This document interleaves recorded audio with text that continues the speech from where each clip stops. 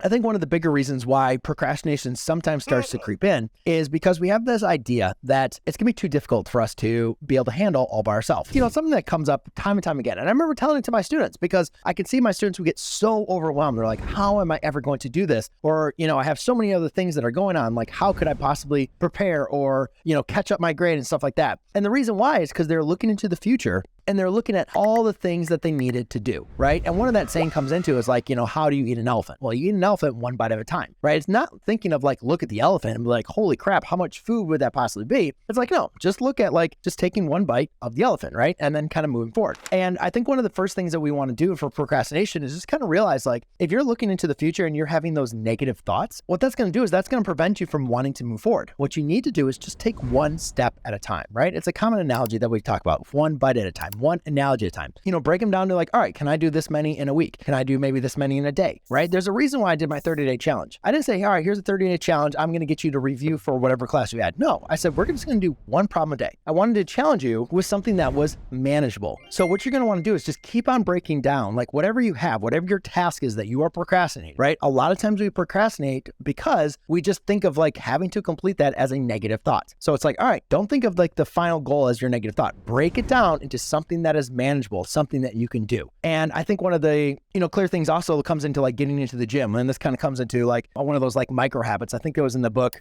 Habits, actually, I think if I remember correctly, that I remember talking about. It's like, you know, a lot of times I'll procrastinate, like, oh, I don't want to go to the gym, right? And it's like, well, how do you break down going to the gym? One thing I've done is like get my shoes, get my dress, everything all laid out, all ready to go. So therefore, when I woke up, I would look at my shoes and be like, oh, I already set them all out. I literally just need to put them on and then go to the gym, right? It was a very, very easy, very manageable for me to be able to do that. Whereas sometimes, you know, I don't have my shorts, or oh, I got to wash them. I got to go and find a different pair of shorts, or like anything that's going to give me like some friction in there. Then I'll just like give up. I'm like, yeah, you know, I'm just going to go back to bed. So try to break down, take these management, take whatever is you're procrastinating with and try to break it down into some kind of manageable chunks. The next thing you want to take a look at is, which I think is really, really big. If you guys look back at my videos, there's actually a really, really funny comment. I don't see all of your guys' comments, but this one caught my eye and I'm so glad it did. And because obviously being on YouTube for over 10 years, it's, you know, you kind of have like a stage of like my whole life, right? I mean, it's like from when I was 22 to 30, 36 or 37, I think when I quit. But whatever. So there's times like obviously my weight as a teacher like went up, it went down,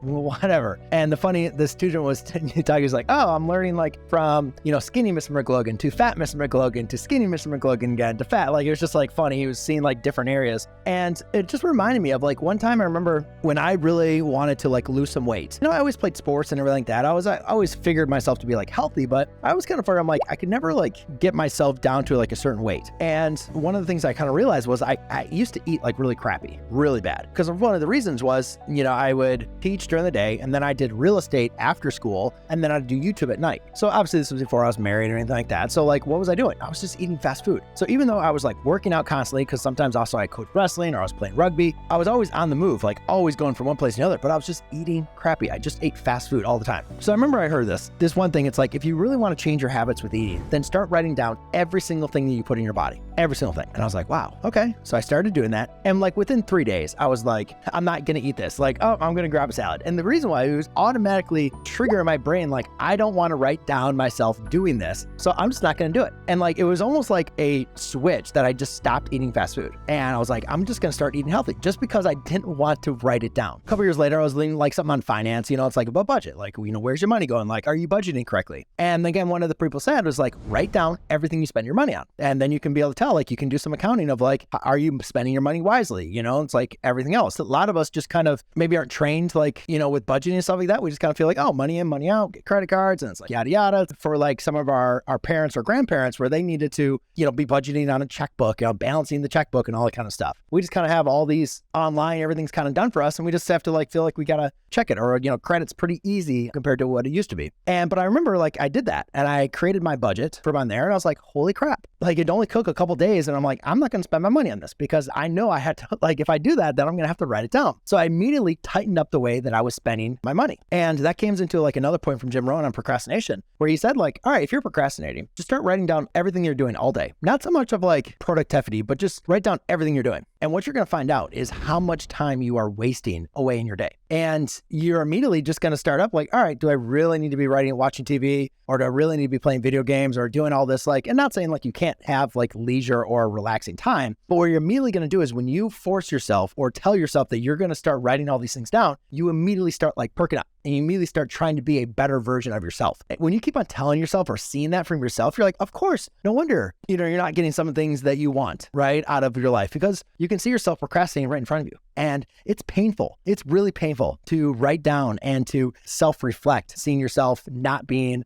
healthy, right? By eating, not using your time wisely, not using your money wisely. And guess what? You're not going to want to do it. So start writing things down if you start to see yourself procrastinating. The next 2 points are they kind of go into broader ones. And I've done videos on YouTube about like being motivation. And the other one was a third point that actually Jim Rohn mentioned that I want to add to this. But the third one, the one that I always related to was like the why. Why? Right. And I think anybody that's like always watched an inspirational, YouTube clip or a book or anything like that, like they almost all start with the why. Like, why is something important to you? Right. And again, like it happens so many times, like students like, oh, I just can't do my homework. I just don't want to do my homework. Like, I don't want to study for my test. I think it's very important for us to put into context, like why we're doing some of those things that we're doing. Now, I get it. I don't want every student to think that like, all right, just because you're taking a class, you all have to get A's. Like, I am not from the camp of that everybody needs to get an A in every single class. Like, I just don't think it's feasible. I would much rather you focus on your classes that you need that are the most important to you, get those A's, those B's, like put in your best amount of effort. If you're not going into a certain math in the future or doing like that, like it's okay. Maybe a B, a C, like, get by with what you need to do. We can't physically put in 100% of our effort into every single one of our classes. And I've seen so many students that have burnt themselves out because they're taking all these AP classes and everything else, and they just literally can't do it. Like they just burn out. And their why is like, I just want to get an A to get an A, right? Or I want to be top of the class. And like it's strong enough for them to kind of move forward, but it's like, it's not deep enough. And what happens is they eventually just kind of burn out. And what I want you to do is like, really kind of design like, what is the purpose of you putting in all this effort, like the homework and stuff like that. And what kind of relates to, which I think is kind of more, powerful wise, like we all sign up. Like if you're going to sign up for a class or you're going to, be studying for this, like, have that read like where your end goal. Like a lot of students it's for going to college. A lot of students it's, going into like the next class or getting their career, right? And I think when you write down that why as part of your goals, I think what was it Bill Walsh said, if your why is strong enough, then you'll figure out the how, right? You're going to figure it out. But you have to understand like it just can't be to get a good grade. For some students, I think that's okay. That some students are going to get by and they're all determined on just by what the grade is. But I think for a majority of students, especially those that have a difficulty like with procrastinating, like you got to find a bigger reason of like what it is you're looking for. Why is this important for you? And that kind of brings me to my next point is for a lot of students like, I'm just taking this class. I just want to pass this class. I don't want to do the work. I hate the work. I hate this class. I hate my teacher. I hate this school. I'm not going to be in the math. Like I'm going in to be like a nurse and I don't need this class. I just need to get accepted in the college. I just need to pass, but I just don't want to do it. And I think when it, comes into it's like not so much of the why, but the who. And, who do you want to share your accomplishment with as far as your goal? I think the thing is for a lot of students that don't have a strong why, I had a strong why. When I went into college, I wanted to prove my mom, I wanted to prove my teachers, I wanted to show them that I could be successful in math. And guess what? There was nobody that was getting in my way. Like that's why I went to the tutor lab every single day. Like I was going to office hours with my teachers. Like I was relentless. My why was very, very strong. But I understand for a lot of students, they might not have had that action where they needed to like prove something to, themselves and other people. So they might have like given up, right? They might have seen like, oh man, there's so much stress, so difficult. Like I'm not going to do that. But some students though, if they had another why of like why it was important, again, like I kind of related to mom, so you could even relate this to like other people. But like, a lot of times it's like, who do you want to share? Who do you want to share with this goal of this journey? What is this for? Who are the people that are going to benefit from you, achieving your goal, passing your test? Because a lot of times we do more for other people than we're going to do for ourselves. And there was a story about like the World War II bomber,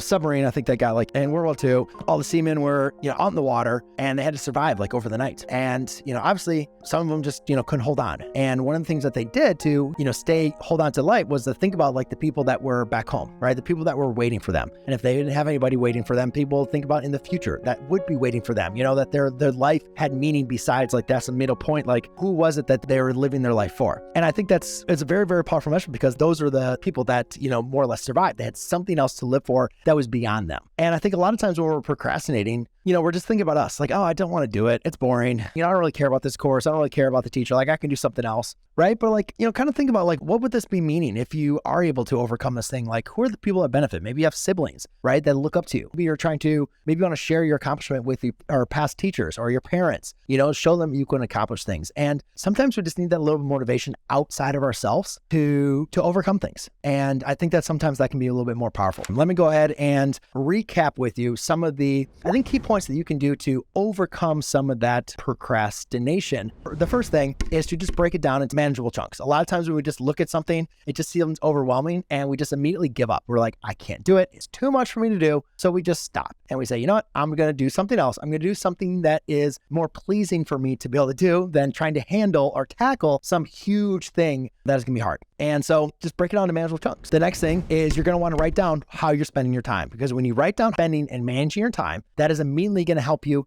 tighten up your processes, tighten up to what you're doing. And I can guarantee you, if you are a procrastinator, if you start writing down all the times that you are procrastinating and what you're doing instead of what you should be doing, and you're immediately going to be like, I don't want to write this down anymore. Okay, I'm just going to do my homework. Okay. And you eventually just start getting over it because you get so annoyed of writing down all the times that you are not doing what you're supposed to be doing. You don't need somebody telling you. You don't need your parents or anybody else telling you what you should be doing. Like, you know what you need to be doing. And when you have to write that down on a sheet of paper, it gets kind of embarrassing and you immediately start picking up your work. But, sometimes we don't even know why we're doing what we need to do. And that's why it comes into number 3 is like identifying your why, having a strong reason of what it is you're trying to do. Like, why are you studying for this test? Why are you trying to do this homework? What is the purpose of this? Where are you going? What are you trying to achieve? Like, when you have that strong why of what you want to accomplish and what it's all about, like why you're doing what you're doing, that how becomes crystal clear and you realize, okay, this is what I need to do. I know what I want and this is how I'm going to get it. I need to overcome this. And that becomes what's like, it has some self-control into it. But I guarantee when you have that strong why, when you're like, this is exactly what we do, and you just become that unrelenting, like, I am going to do whatever I need to do to achieve, what I need, this why, or achieve this why, you're going to figure out a way to do it. You are going to step up and get it done. But for a lot of students, that why is not crystal clear. And so a lot of times what we need to do is look for the people around us, look for the people that we want to prove, that we want to share